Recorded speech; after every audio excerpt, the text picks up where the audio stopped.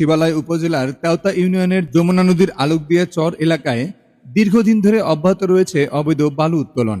স্থানীয়দের অভিযোগ, প্রশাসনের নজরদারি ও আইনগত পদক্ষেপের অভাবে একটি প্রভাবশালী বালু মাফিয়া চক্র উচ্চ ক্ষমতাসম্পন্ন ড্রেজার ব্যবহার করে নদী থেকে অবৈধভাবে বালু উত্তোলন করে আসছে।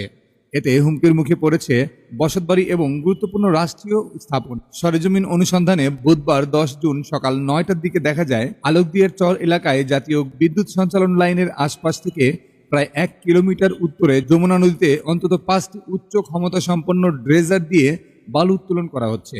স্থানীয় সূত্রের দাবি, প্রতিদিন প্রায় 2 শতাধিক বাল্ক হেডে এসব বালু পরিবহন করা হচ্ছে। অভিযোগ রয়েছে আব্দুল রশিদ, আব্দুল করিম, জুলহাস, আক্তার হোসেন ও বাবুর নেতৃত্বে একটি সংঘবদ্ধ চক্র সশস্ত্র যুবকদের পাহারায় এই অবৈধ কার্যক্রম পরিচালনা করছে। তবে অভিযুক্তদের বক্তব্য পাওয়া যায়নি।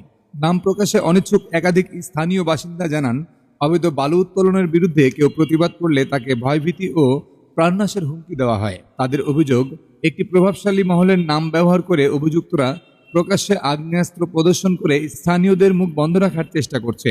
এমনকি বিষয়টি নিয়ে কথা বললে বাড়িঘর ছাড়তে বাধ্য করা হবে এবং প্রাণনাশের হুমকিও দেওয়া হয়েছে বলে দাবি করেন তারা। ও নৌ পুলিশের উপস্থিতি থাকলেও অবৈধ বালু উত্তোলন বন্ধে কার্যকর কোনো উদ্যোগ চোখে পড়ছে না। কেউ কেউ সংশ্লিষ্ট কিছু অসাধু সদস্যদের সঙ্গে বালু ব্যবসায়ীদের যোগসাজশ থাকার অভিযোগও তুলেছেন।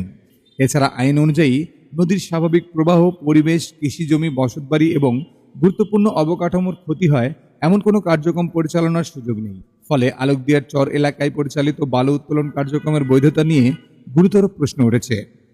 জেলা প্রশাসনের বক্তব্য, অবৈধ বালু উত্তোলনের বিষয়ে মানিকগঞ্জের জেলা প্রশাসক নাজমুন আরা সুলতানার কাছে জানতে চাইলে তিনি গণমাধ্যমকে বলেন, রাষ্ট্রীয় স্থাপনা, শিক্ষা প্রতিষ্ঠান ও জনবসতিপূর্ণ আবাসিক এলাকার নিকটবর্তী যমুনা নদী থেকে অনুমোদন ছাড়া বালু উত্তোলনের কোনো সুযোগ নেই। কেউ অবৈধভাবে বালু উত্তোলন করলে তার বিরুদ্ধে কঠোর আইনগত ব্যবস্থা গ্রহণ করা হবে। জেলা ও উপজেলা প্রশাসনের নিয়মিত অভিযান চলমান রয়েছে।